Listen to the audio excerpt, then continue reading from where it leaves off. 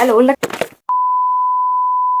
اقولك ازاي تعرف تحوش وتجيب كل اللي نفسك فيه من غير ما تكون ايدك مخرومه. في حاجه لازم تكون عارفها الاول، وهي ان التحويش او الصرف هي مايند سيت. لازم تغير طريقه تفكيرك في الفلوس. ما ينفعش اي فلوس جايه لك تروح صرفها على اي حاجه نفسك تشتريها تجري عليها، اي حاجه صحابك خارجين تروح هوب خارج معاهم. من كده هنبتدي باول نقطه معانا، وهي الصحاب. انت او انتي بلاش ان انت تصاحب ناس اعلى منك اجتماعيا، عشان بجد هتبتدي تبذل مجهود نفسيا وماديا، وده موضوع حلقه النهارده، كبير جدا عشان تعرف توصل لهم، بحيث ان الناس دي اوريدي متوفر لهم كل الطرق وكل السبل وكل حاجه عشان يعرفوا يصرفوا براحتهم.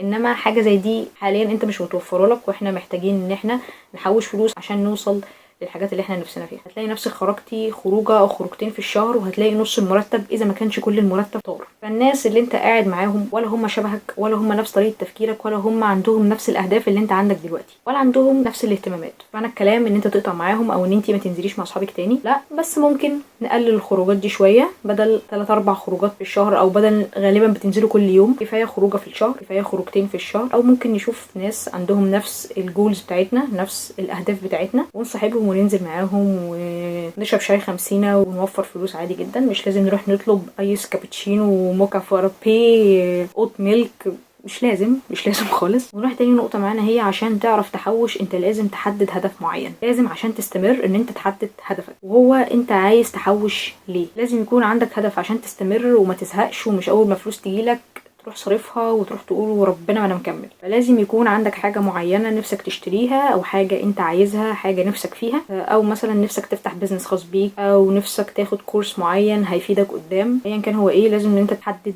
هدفك، او تحدد ايه سبب تحويشك، او تحدد ليه انت عايز تحوش اصلا، او ايه الغرض من ده، عشان لما تحرم نفسك تعرف تستمر. وده يخلينا نروح لتالت حاجة معانا، وهي ان احنا نخطط للفلوس اللي داخلنا صح. وهنستخدم هنا قاعدة 50-30-20، وهي بتتقسم الى 50% ودي النيدز بتاعتنا، او دي الاحتياجات بتاعتنا اللي لازم نصرف فيها. اذا كان مثلا ايجار، نور، مية، غاز، اكل، شرب. طبعا بتكلم عن الناس اللي بتشتغل، ولو حد برضه بيحوش من مصروفه فده تمام برضه. النيدز دي الحاجات المهمة اللي انت لازم تجيبها، و30% دي الرغبات بتاعتك او الوونس بتاعتك. دي الحاجات اللي انت نفسك فيها، نفسك تخرج، نفسك تجيب حاجة رفاهيات، نفسك تجيب شوكولاتة تروق بيها على نفسك.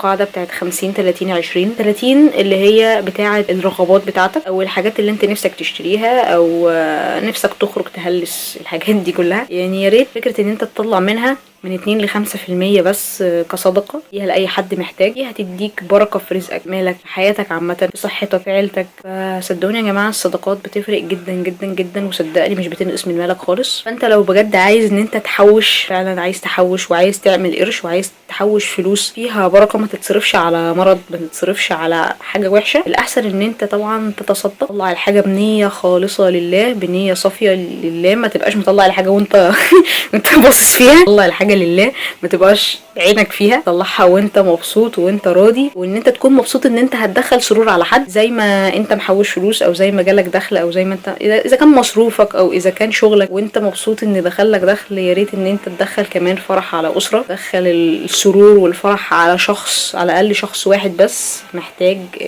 القرش ده.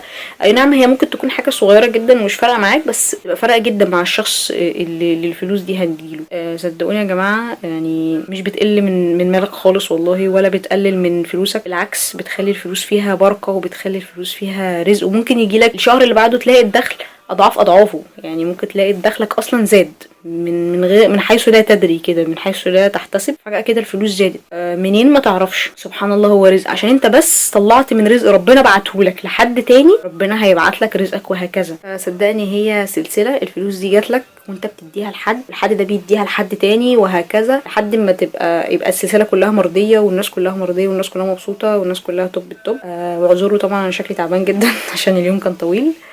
وكملوا الفيديو، شكرا جدا ليكم يعني، وكملوا الفيديو. و20% ده السيفنجز، او دي الحاجة اللي احنا هنحوشها. فاحنا هنتعامل مع ان 20% دي كأنها ما جاتش. فانت حرفيا لو بتقبض مثلا 1000 جنيه يعني بتقبض 1000 جنيه، ودي كارثة لو انت بتقبض 1000 جنيه.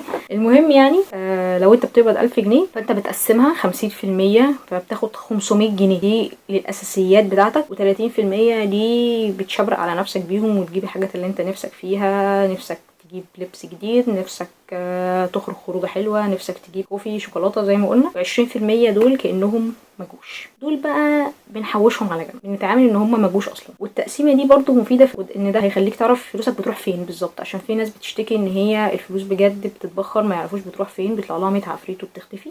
ده تقسيمه الفلوس دي هيخليك تعرف فلوسك بتتصرف في ايه بالظبط، مش الدنيا ماشيه بالحب كده. فده يخلينا ننتقل للنقطه الرابعه، وهي انك لازم تقسم فلوسك. اوعى تخلي الفلوس كلها على بعضها، ان انت تحط الاحتياجات بتاعتك على حاجات الرفاهيات بتاعتك على فلوس التحويش كلها على بعض. ده غلط، كله هيروح مع بعضه وكله هيتصرف، وهتيجي تبص في نص الشهر هتلاقي فلوسك خلصت. انت هتقعد تسحب منهم لحد ما هتعلن افلاسك فجأة وهتتصدم يعني. فلازم تخلي كل جزء لوحده في مكان غير التاني، بحيث ان ايدك دي ما توصلوش. ده يخلينا نروح للنقطه الخامسه معانا، وهو انك اوعى تحوش فلوس. بالظبط كده، اوعى تحوش فلوس. حوشوا دهب يا جماعه، اوعوا تحوشوا فلوس. انا عارفه ان حاليا الموضوع صعب وهو غالبا يبقى اصعب، هو بيسوق. فلازم ان انت تحاول تجيب جرامات دهب، بحيث ان انت تحاول تحافظ على قيمه الفلوس دي، عشان قيمه الفلوس دي بتنمو مع الوقت بسبب الانفليشن او التضخم. لكن الدهب قيمه الفلوس بتفضل فيه، الدهب قيمته فيه، بيفضل قيمته فيه.